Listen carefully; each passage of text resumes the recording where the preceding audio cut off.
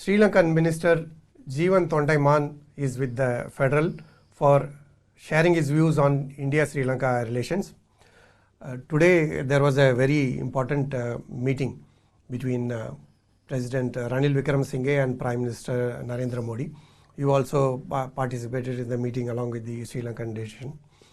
What are the most important decisions that have been taken today? So as of today, I think we have signed about 4 MOUs. One MOU is to do with animal husbandry and livestock and how to enhance that sector. Second one is the energy sector to be developed in Trincomalee, and which is in the eastern province. The third one is a new MOU on the renewable energy aspect in Sri Lanka. And the fourth one is to introduce UPI, which is your Unified Payment Interface, to Sri Lanka, where it will enable travelers to pay using the interface which they use here. So apart from these 4 MOUs, there were many other aspects that were taken into account, namely that this is the 200th year of Indian origin Tamils living in Sri Lanka, having gone from India in 1823. They are commemorating the 200th anniversary now, because they had gone in 1823 to Sri Lanka as indentured labor, more or less as slaves. And they had converted Sri Lanka, which was a complete forest, into what you see as the tea estates now. So through those tea estates, through the revenue that the government had received, they were able to provide free education and free healthcare for the population. And I think even today we were very happy to hear that Prime Minister Modi is allocating money or financial resources to aid in the development of this community, because this community had been deprived of their civic rights for close to 30 years. And they were subjected to various forms of inhumane exploitations. So we consider this as a step forward, as we feel this will boost the education and health sector, mainly in upcountry. As a leader of the Ceylon Workers Congress, you know the situation, how it has been evolving. The franchisee for the plantation area community, and also their long-standing demands for development. So will this decision help in the community developing into a more competitive level with the other communities? Of course, because I don't believe in initiating welfare projects, because there's no point in giving a person something free, but you have to give them that opportunity. Now through this particular allocation for the IoT community in Sri Lanka, we would be able to develop the schools, the education system there, and apart from that we'd be able to upgrade our vocational training centers. And more than that, I think we would be able to utilize these funds in a way where it would provide this community with opportunities where they'd be able to come out of this trade. A related question is about Sri Lankan Tamils in general. A lot of discussions about the 13th Amendment, how that will help in devolution of power, etc.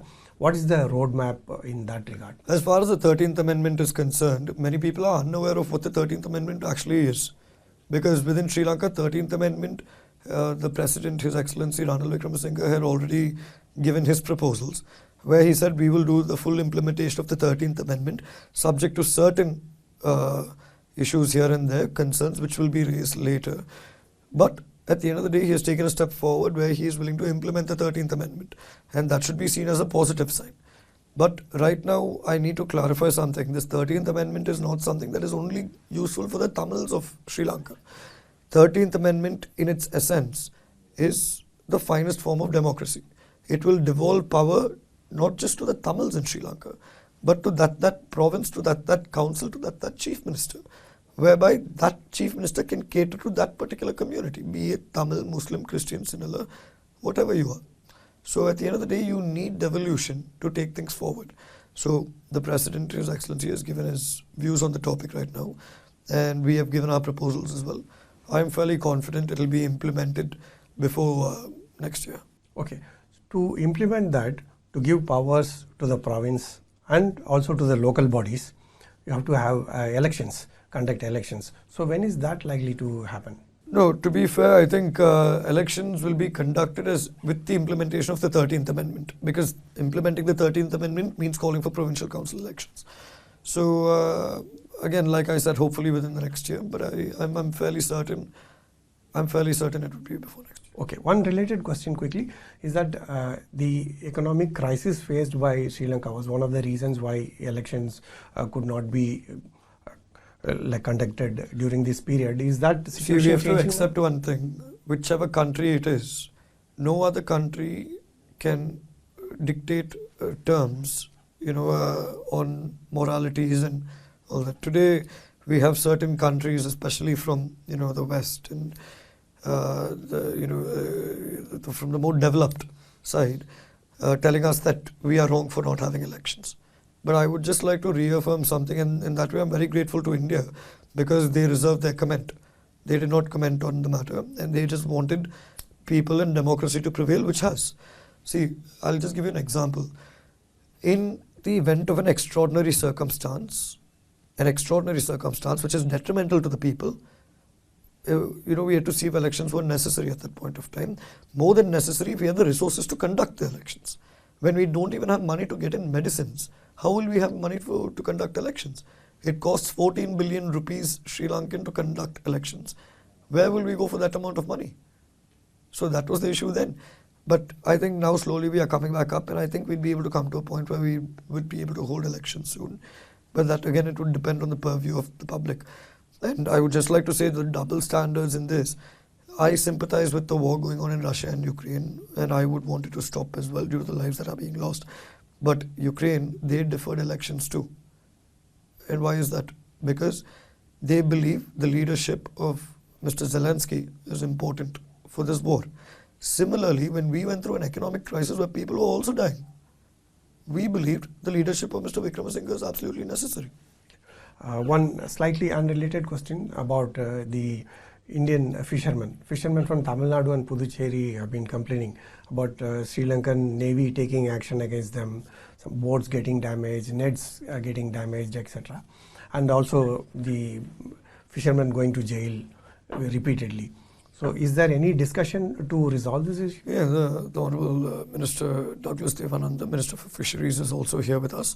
And in the delegation level meeting, I believe he has also made his submissions. And that's for both countries to come to a settled agreement. Because in my view, if you ask me right now, the people who are suffering are fishermen. It can be Tamil Nadu, it can be Puducherry, it can be Jaffna, whatever it is. At the end of the day, all of them are trying to put food on their table for their children. And the longer we drag, the more detrimental it becomes for them. Last question is about you personally. You are the youngest minister in the Sri Lankan cabinet, and you have studied in India, in Chennai. So what kind of a difference do you see in India from that time to now? I would say the only difference I see between the India of then and the India of now, and having studied in Chennai as well, is growth. Because to simply put, at the point when I was studying in India, India was this superpower that was asleep. And I don't think India is asleep anymore. I think India is very much awake. Also, the relationship probably is getting closer now. One small irritant in this was about China, a lot of discussions. So has that issue been sort of settled now? No, we are doing our domestic debt restructure, and at the end of the day, we can't really comment on it. But the reality of the matter is, no matter who we take a loan from, it's also our responsibility on how we spend it. If we are going to invest in projects that are not going to give returns, we can't sit and blame each person.